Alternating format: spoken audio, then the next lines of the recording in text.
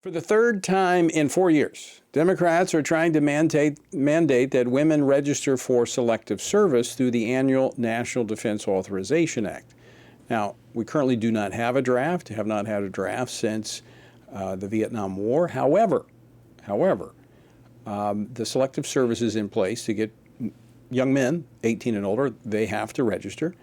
In the event that we have a draft, and given the fact that the military continues to miss its recruiting numbers because of all of the woke agenda that's been injected into our nation's military, they're now wanting to force women to register for the selective service so that they could be drafted.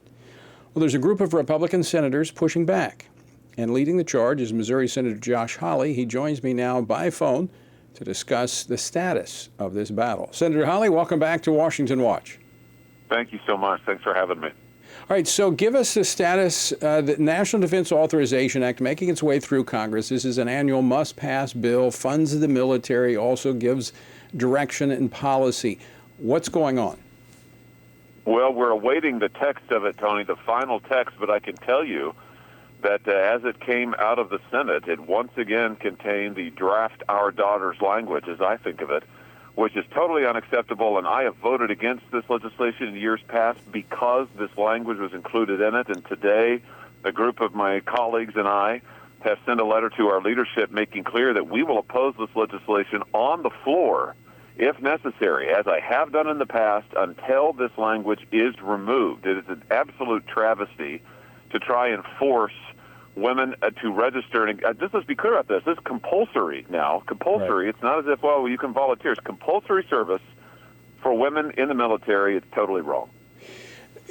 I see this two motivating factors behind this, and I want to get your thoughts on this. So part of it is the left continuing to want to erase the difference between genders. We see that on so many fronts. But also, I think from a very practical standpoint, as they have foisted upon our nation's military this woke agenda, they're not meeting their recruiting numbers because young people are not wanting to join the military. That's right. They're not meeting their recruiting numbers. They're not meeting their retention numbers. Tony, they're losing more folks than they should. And you're right, it's because the left has turned the military, or tried to, into a giant social experiment. And I know this because I talk to folks, particularly enlisted men and women, all the time. In fact, I've got them in my own family, proud to say that. And what I hear from them all up and down the chain of command, and again, especially the enlisted folks, is that they have this woke agenda shoved down their throats, and what they want to do is defend the United States of America. That's why they enlisted. It's why they want to be in the service. But the Democrats are trying to turn the military into a giant experiment in trans rights. I mean, right now we are paying for transgender surgeries in the military, our tax dollars. They're trying to use our tax dollars to pay for abortions in the military. They want to have compulsory draft of women in the military. My view is stop all of this social experimentation and get back to defending America. That's what we should be focused on. Absolutely. But I see that they want to rely upon the women to fill the void created by the decline in those that are voluntarily joining the military. So this is, many will say, well, it's not going to happen. We haven't had a draft in 50 years. That's not true. Where the military is headed, we may have to see a draft.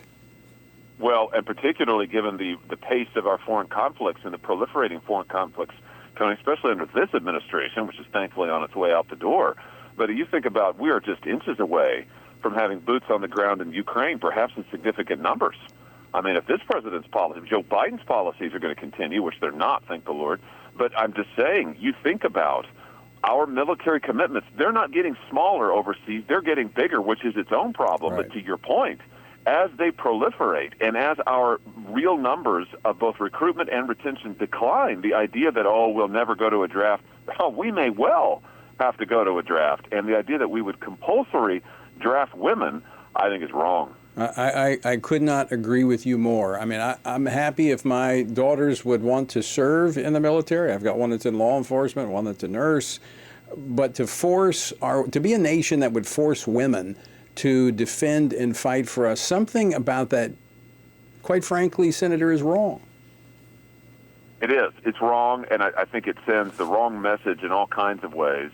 In many ways, it sends a message that we don't respect the personal choice of women, that we don't respect their choices for their lives, because what we're telling them, I just can't emphasize this enough, is that you don't have a choice. You must register, and then if drafted, you must serve no matter what.